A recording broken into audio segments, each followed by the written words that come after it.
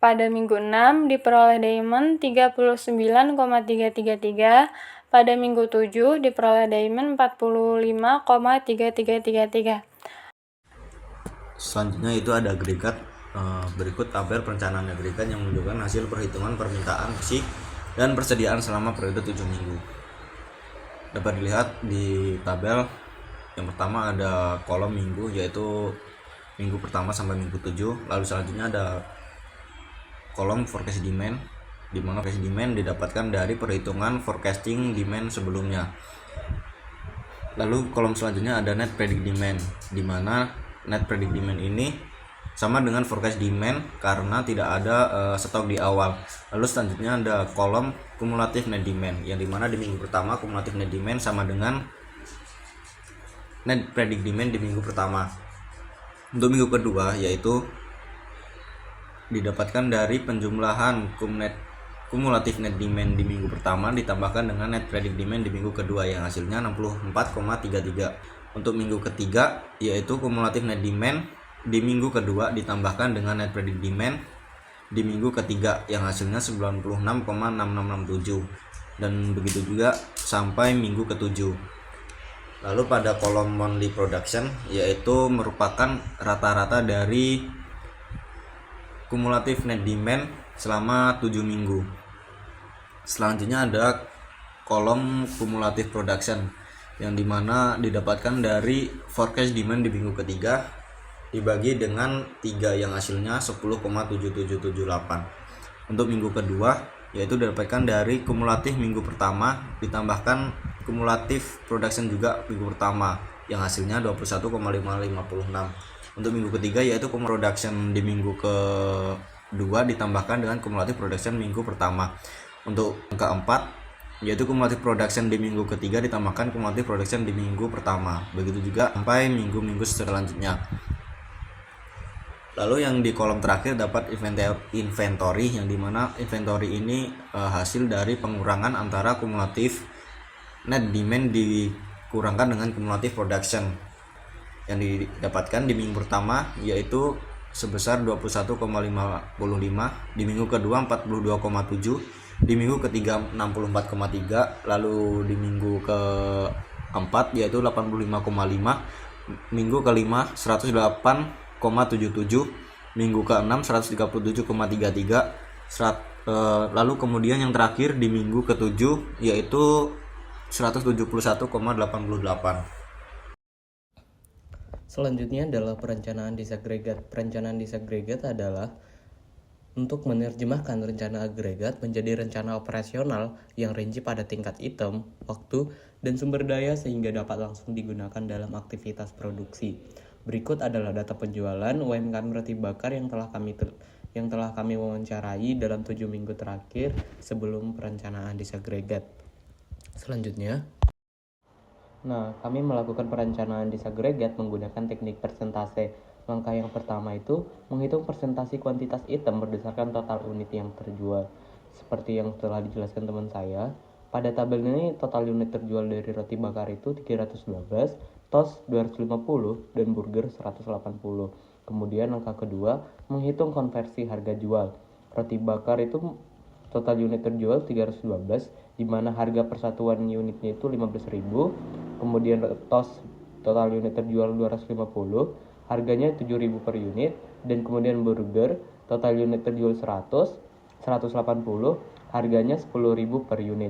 Kemudian kita kalikan total unit dengan harga, dapat dihasilkan roti bakar 4.980, toast 1.750, dan burger 1.800. Kemudian kita jumlahkan untuk mendapatkan persen item to agregatnya itu hasil dari D, total keseluruhan penjualan, dibagi dengan jumlah penjualan tiap-tiap unitnya. Maka didapatkan roti bakar 57%, toast 21%, dan burger 22%. Selanjutnya langkah ketiga, menentukan kuantitas item masing-masing dari rencana agregat. Setelah kita mendapatkan persennya, kita kemudian kalikan dengan unit terjual yang sudah kita dapat dari hasil demand tadi. Kemudian di mana roti bakar 57% mendapatkan hasil pada tabel seperti minggu 1 ada 56,29, minggu 2 54,72 dan minggu 7 77,52. Untuk toast dengan persen hitam 21%, di minggu 1 dapat 20,37, minggu 2 20,16 dan minggu 7 dapat 28,56. Begitu juga dengan burger dengan persen hitam 22%, didapatkan minggu 1 21,34, di minggu 2 21,12 dan minggu 7 dapat 29,92. Selanjutnya pada langkah keempat, jadwal produksi induk per item seluruhnya, yaitu dengan membagikan dari hasil kuantitas item masing-masing dibagi dengan harga jual, seperti roti burger, roti bakar, di mana minggu 1 itu 55,29 dibagi dengan 15, maka dapat hasilnya 3, dengan toast di minggu 1 itu 20,37 dibagi dengan harga 7, maka dapat hasilnya 2. Kemudian yang burger di mana minggu 1 itu 21,34 dibagi dengan harga 10, maka dapat hasilnya 2. Begitu juga dengan minggu-minggu selanjutnya. Adapun dengan perhitungan inventory minimal, maka kami menggunakan rumus yang sama seperti agregat, di mana inventory sama dengan kumulatif production dikurang kumulatif demand. Kumulatif production diperoleh dari akumulasi jumlah produksi setiap minggu, sedangkan kumulatif demand merupakan total permintaan yang dijumlahkan secara bertahap setiap periode. Langkah perhitungannya, produksi ditentukan menggunakan metode di mana jumlah produksi setiap minggu dibuat konstan atau sama sebesar 35,33 unit yang diperoleh dari pembagian total demand sebesar 247,33 unit dengan 7 minggu periode perencanaan. Selanjutnya dihitung kumulatif demand dan kumulatif production untuk setiap minggu. Kemudian selisih keduanya digunakan untuk mendapatkan nilai inventory. Hasil perhitungan dari inventory minimal menunjukkan bahwa pada minggu pertama inventory sebesar 3 unit, kemudian terus meningkat hingga mencapai nilai maksimum sebesar 14 unit pada minggu kelima. Hal ini terjadi karena jumlah produksi lebih besar dibandingkan demand pada awal periode. Namun, pada minggu ke-6, inventory mulai menurun menjadi 10 unit dan akhirnya mencapai 0 unit pada minggu ke-7 karena demand semakin meningkat dan menyerap seluruh persediaan yang ada. Dari hasil tersebut, dapat disimpulkan bahwa tidak terjadi kekurangan persediaan atau stock out, kemudian inventory berfungsi sebagai penyangga di awal periode, dan seluruh permintaan sebesar 247,33 unit dapat terpenuhi dengan baik. Selanjutnya, saya serahkan kepada operator. Selanjutnya, kesimpulan dari analisis operasional Kedai Istimewa Sukapura menunjukkan bahwa usaha ini menerapkan sistem produksi made by order yang efisien dengan kapasitas mencapai 40 porsi per hari, di mana optimasi tenaga kerja 2 orang dan manajemen stok bahan baku yang segar menjadi kunci utama dalam melayani lonjakan permintaan di akhir pekan. Dengan strategi penempatan harga yang kompetitif serta keunggulan rasa yang terjaga, kedai ini berhasil mempertahankan stabilitas operasionalnya, sehingga dapat disimpulkan bahwa fokus pada konsistensi proses dan kontrol biaya energi adalah landasan keberlanjutan bisnis ini ke depannya. Demikian presentasi dari kelompok kami. Kami sampaikan terima kasih atas perhatiannya. Wassalamualaikum warahmatullahi wabarakatuh.